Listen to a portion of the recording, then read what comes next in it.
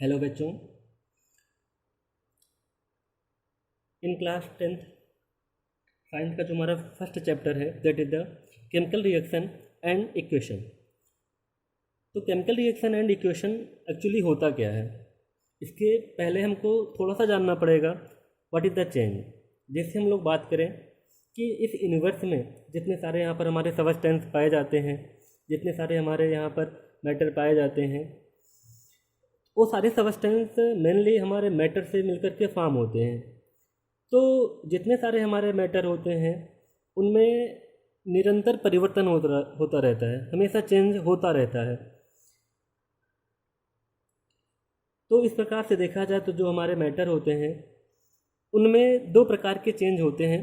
एक हमारा होता है फिजिकल चेंज। सबसे पहला जो चेंज होता है हमारा फिजिकल चेंज। एक्चुअली में फिजिकल चेंज होता क्या है, जैसे कोई भी हमारा यहाँ पर सबस्टेंस है, कोई भी हमारा यहाँ पर पदार्थ है, मैटर है, तो उनमें ऐसे चेंज होते हैं जिनमें उस सबस्टेंस की फिजिकल स्टेट लाइक एज उसका शेप, उसकी physical properties like as electric conductivity and density में तो यहाँ पर चेंज हो जाता है, लेकिन उसका जो केमिकल कंपोजिशन होता है, उसका जो मास होता है, उनमें कोई चेंज नहीं होता है और ना ही कोई नया प्रोडक्ट का फॉर्मेशन होता है। तो जो हमारे ऐसे चेंज होते हैं वो हमारे फिजिकल चेंज होते हैं। जैसे हम लोग बात करें, हमारा वाटर है, इस वाटर से हम लोग वाटर वेपर को भी फॉर्म कर सकते हैं, इसी वाटर से हम लोग आइस को भी फॉर्म कर सकते हैं। तो जो हमारा आइस है या फिर जो हमारा वाटर है या फिर जो हमारा वाटर वेपर है, ये सारी चीज़ें एक ही हैं।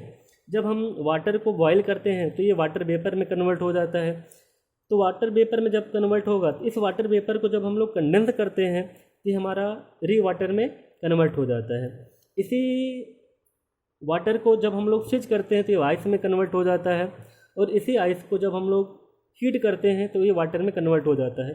तो जो मेनली यहाँ पर हो जा रहा है वाटर, आइस और जो यहाँ पर हमारे वाटर वेपर्स हैं, तो इनमें जो स्टेट परिवर्तन हो रहा है, एक प्रकार से देखा जाए तो यहाँ पर हमारा ये फिजिकल चेंज है। अब ये जो फिजिकल चेंज होता है ये हमारा टेम्प्रोरी होता है। अब फिजिकल चेंज जब हमारा टेम्प्रोरी होगा तो इसमें जो हमने जैसे अभी बात की, जो हमारा वेपर्स होता है इसे हम लोग वाटर में कन्वर्ट कर सकते हैं, वाटर को हम लोग वेपर में कन्वर्ट कर सकते हैं, या फिर वाटर को हम लोग आइस में कन्वर्ट कर सकते हैं, या फिर हम लोग आइस को वाटर में कन्वर्ट कर सकते हैं। तो इसलिए हमने इसको टेम्प्रोरी चेंज बोला कि इसे हम लोग आसानी से रिवर्स कर सकते हैं और रिवर्स करने के बाद इसे आसानी से हम लोग प्राप्त कर सकते हैं। और जैसे हम लोग और बात करें कि फिजिकल चेंज और हो क्या सकते हैं, जैसे हम लोग बात करें, जैसे कोई भी यहाँ पर हमारा कांच का बर्तन है वो टूट जाए तो यहाँ पर ये हमारा फिजिकल चेंज होता है। अब कांच का बर्तन टूटेगा, उस टूटे हुए बर्तन से हम पुनः बर्तन को फॉर्म कर सकते हैं। रबड़ को हम लोग खींचते हैं, रबड़ हमारी टूट जाती है, तो रबड़ खींची हुई रबड़ से हम पुनः उसको जोड़ करके रबड़ को फॉर्म कर सकते हैं। तो जो ऐसे परिवर्तन होते हैं हमारे फिजिकल चेंजेज होती है। अगला हमारा चेंजेज है केमिकल चेंजेज। अब केमिकल चेंज में होता क्या है, जैसे कोई भी हमारा सबस्टेंस है तो उस सबस्टेंस में ऐसा चेंजिंग होता है जिसमें उस सबस्टेंस के जो यहाँ पर मॉलिक्यूल होंगे उनका जो केमिकल कंपोजिशन होता है और उनका जो मास होता है वो चेंज होकर के न्यू प्रकार के प्रोडक्ट में कन्वर्ट हो जाते हैं। चेंज यहाँ पर हो रहा है उनका केमिकल कंपोजिशन और उनका मास। जब ये चेंज होगा तो ये नए प्रकार के प्रोडक्ट में कन्वर्ट हो जाएंगे। तो जो इनकी प्रॉपर्टी होगी after the reaction, before the reaction, वो हमारा हमेशा ही वो अलग अलग होगा। जैसे हम लोग बात करें कि लोहे पर जंग लगना, that is the rusting of iron. जो हमारे सब्स्टिट्यूशन रिएक्शंस होती हैं, रिप्लेसमेंट रिएक्शंस होती हैं, ये ऐसी रिएक्शंस होती हैं। तो ये ऐसे चेंजेज होते हैं जिसे हम लोग बोलते हैं केमिकल चेंजेज। तो केमिकल चेंजेज में मेनली होता क्या है कि जो हमारे सबस्टेंस होते हैं उन सबस्टेंस का केमिकल कंपोजिशन, उनका जो मास होता है वो चेंज होकर के नए प्रकार के सबस्टेंस में कन्वर्ट हो जाता है, न्यू प्रकार के प्रोडक्ट में कन्वर्ट हो जाते हैं। जो हमारे ऐसे चेंज होते हैं वो हमारे केमिकल चेंज होते हैं। एग्जाम्पल की बात हमने कर ही ली कि किसी भी पदार्थ को यदि हम लोग बर्न करते हैं, जैसे यहाँ पर मैग्नीशियम हो गया, कोल को हम लोग बर्न कर रहे हैं, मोमबत्ती को, कैंडल को बर्न कर रहे हैं, एलपीजी को बर्न कर रहे हैं, पेट्रोल को बर्न कर रहे हैं, लकड़ी को, वुड को हम लोग बर्न कर रहे हैं। तो जो सारी चेंजेज होती हैं ये हमारा केमिकल चेंज है। हम लोग मिल्क से बनाते हैं, कर्ड बनाते हैं, ये भी हमारा एक प्रकार का देखा जाए तो केमिकल चेंज है। तो जो केमिकल चेंज होता है वो परमानेंट होता है। अब केमिकल चेंज यदि होने के बाद यदि हम उसको चाहें तो पुनः हम री प्रोडक्ट में कन्वर्ट कर लें, ये पॉसिबल नहीं होता, इसीलिए इसको हम लोग बोलते हैं परमानेंट चेंज। अब हम लोग बात करते हैं चेंज के बाद हमारी केमिकल रिएक्शंस होती क्या है। हम लोग केमिकल रिएक्शन की बात करेंगे तो जो केमिकल रिएक्शंस होती हैं are the process in which new substance having new properties are formed. जितने भी हमारे केमिकल रिएक्शन होते हैं उस केमिकल रिएक्शन में पार्टिसिपेट करने वाले जो हमारे एटम होते हैं, ग्रुप ऑफ एटम होते हैं, वो आपस में रिएक्ट होकर के न्यू प्रकार के एटम, अब एटम तो यहाँ पर कन्वर्ट नहीं होता लेकिन यहाँ पर न्यू प्रकार के ग्रुप ऑफ एटम में कन्वर्ट हो जाते हैं, जिनकी जो प्रॉपर्टीज होती है वो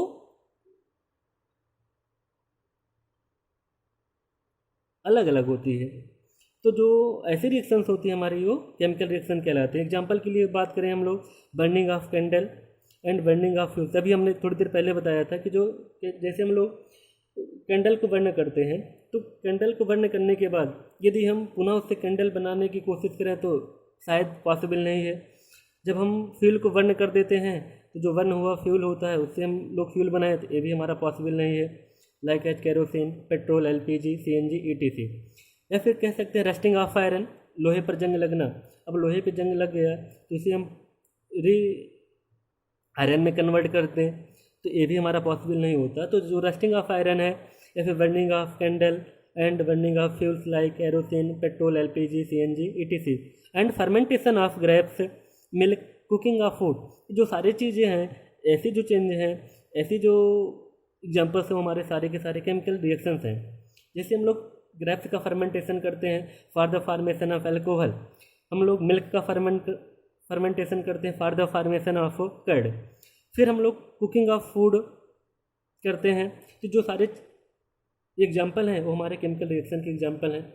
तो होता क्या है केमिकल रिएक्शन, उनकी कैरेक्टरिस्टिक्स क्या होती है, केमिकल चेंज की कैरेक्टरिस्टिक्स क्या होती है। In a chemical change new substance having different properties are formed.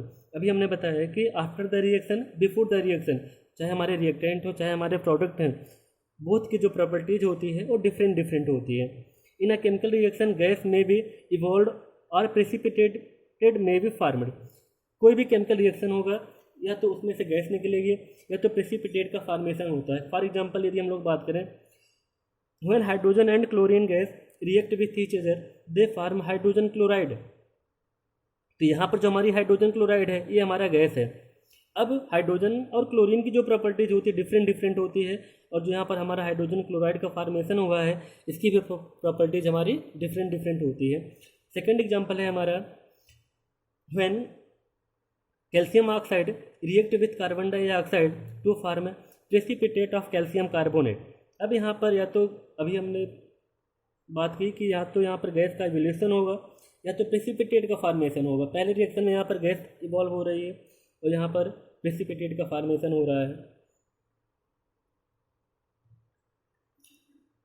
तीसरा जो हमारा सबसे मेन पॉइंट है, chemical reaction involves breaking of chemical bond of reactant and formation of new chemical bond in the product.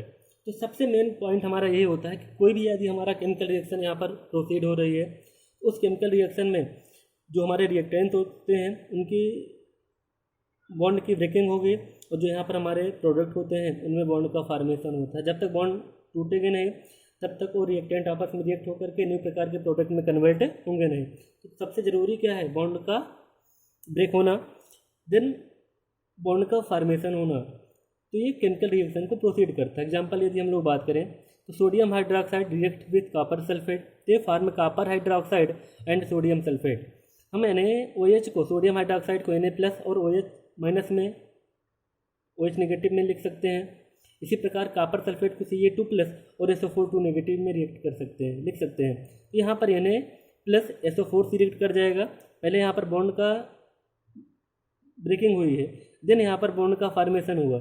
इसी प्रकार Cu2+ OH negative से react होकर के कॉपर हाइड्रोक्साइड का फॉर्मेशन करेगा और Na+SO4 नेगेटिव से रिएक्ट होकर के Na2SO4 का फॉर्मेशन करेगा, सोडियम सल्फेट का फॉर्मेशन करेगा। तो यहाँ पर बॉन्ड का यहाँ पर ब्रेक हो जा रहा होना है और दूसरी तरफ बॉन्ड का यहाँ पर फॉर्मेशन होना है। फोर्थ पॉइंट है, in a chemical change no new atoms are form. कोई भी यहाँ पे हमारा केमिकल चेंज होगा तो उसमें प्रोडक्ट ऑफ फॉर्म हो सकते हैं, लेकिन किसी भी प्रकार का नया एटम का फॉर्मेशन नहीं होगा। One element does not change into another element. कोई एक एलिमेंट दूसरे एलिमेंट में चेंज नहीं होगा। Only rearrangement of atom takes place. केवल एटम का रीअरेंजमेंट ही होना है।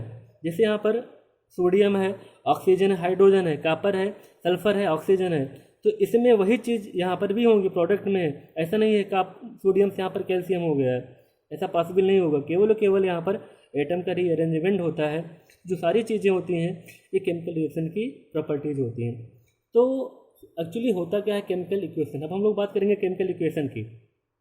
The method of representing a chemical reaction by the symbol of element and formulate of compound involves in it called chemical equation. The method of representing of chemical reaction को represent करने के लिए जो हम लोग यहाँ पर प्रोसेस, चाहे वो हमारा सिंबल के माध्यम से, चाहे हम लोग वर्ड के माध्यम से रिप्रेजेंट कर लें एज ए फार्मूले में, तो जो हमारा रिएक्शन होगा, जो भी हमारा इक्वेशन होगा, वो हमारा केमिकल इक्वेशन कहलाएगा। अब केमिकल इक्वेशन को कैसे हम लोग राइट कर सकते हैं, कैसे इसे हम लोग रिप्रेजेंट कर सकते हैं। तो किसी भी केमिकल इक्वेशन में दो चीज़ें होती हैं। एक हमारा रिएक्टेंट होता है, ये रिएक्टेंट आपस में रिएक्ट होकर के आफ्टर सम टाइम ये प्रोडक्ट में कन्वर्ट हो जाता है। तो जो रिएक्टेंट होता है हमेशा लेफ्ट हैंड साइड में राइट किया जाएगा, जबकि जो प्रोडक्ट होता है वो हमारा राइट हैंड साइड में राइट किया जाएगा। इन दोनों के मिड में एक हम एरो लगाते हैं। यदि हमारी एक एरो रहेगी तो इसका मतलब है ये हमारा इरिवर्सिबल सिंबल है, मतलब रिएक्टेंट से केवल प्रोडक्ट बनेगा, प्रोडक्ट से रिएक्टेंट का फॉर्मेशन नहीं होगा। यदि यहाँ पर हमारी डबल हेडेड एरो है तो ये हमारा होता है रिवर्सिबल सिंबल। इसमें रिएक्टेंट प्रोडक्ट में कन्वर्ट हो सकता है। हम लोग इसी प्रोडक्ट से हम लोग रिएक्टेंट को भी फॉर्म कर सकते हैं एट ए डिफरेंट कंडीशन। अब कैसे हम लोग किसी भी केमिकल इक्वेशन को रिप्रेजेंट कर सकते हैं, तो सबसे पहला है रिप्रेजेंटेशन बाय वर्ड। किसी भी केमिकल इक्वेशन को हम कैसे वर्ड में रिप्रेजेंट करते हैं। एग्जांपल की हम लोग बात करें, when magnesium and oxygen react with each other they form magnesium oxide. अब यहाँ पर मैग्नीशियम और ऑक्सीजन दो हमारे यहाँ पर रिएक्टेंट हैं। इसमें सबसे ध्यान देने वाली बात है कि जैसे किसी भी केमिकल इक्वेशन में रिएक्टेंट दो या दो से अधिक हैं तो प्रत्येक रिएक्टेंट के मिड में हम लोग यहाँ पर प्लस लगाते हैं। तो यहाँ पर मैग्नीशियम हमने लिख दिया प्लस ऑक्सीजन। ये मैग्नीशियम और ऑक्सीजन जब आपस में रिएक्ट होते हैं तो फॉर्मेशन होता है मैग्नीशियम ऑक्साइड का।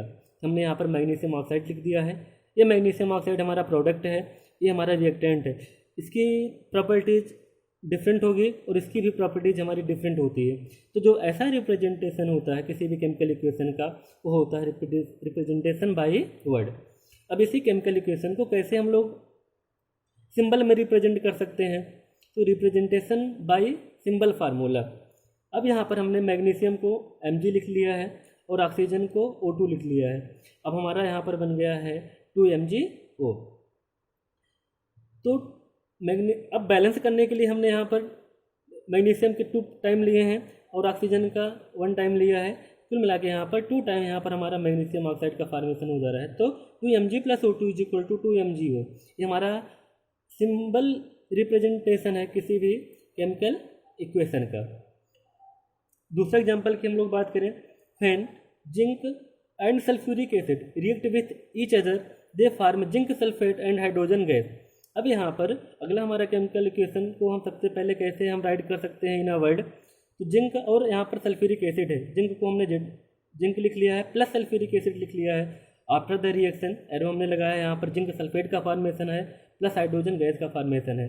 तो जो ऐसा रिप्रेजेंटेशन है ये है उस केमिकल इक्वेशन का इन वर्ड। अब इसी केमिकल इक्वेशन को कैसे हम लोग फार्मूले में, कैसे हम लोग सिंबल में रिप्रेजेंट कर सकते हैं। जिंक का जो फार्मूला होता है Zn होता है, सल्फ्यूरिक एसिड का जो फार्मूला होता है H2SO4 होता है। After arrow ZnSO4 + H2 zinc sulphate का फार्मूला Zn2O4 और हाइड्रोजन गैस का फार्मूला H2। अब किसी भी गैस को जब हम लिखते हैं सिंबल में, यदि गैस है तो उसके ऊपर हम लोग एक एरो लगाते हैं कुछ इस तरीके से। यदि एरो का जो हेड है वो ऊपर की तरफ है तो इसका मतलब वो हमारा गैस है, यदि इसी एरो का हेड नीचे की तरफ है तो इसका मतलब वो हमारा प्रेसिपिटेट है। तो जो ऐसा रिप्रेजेंटेशन है वो हमारा है केमिकल इक्वेशन का representation in word in symbol.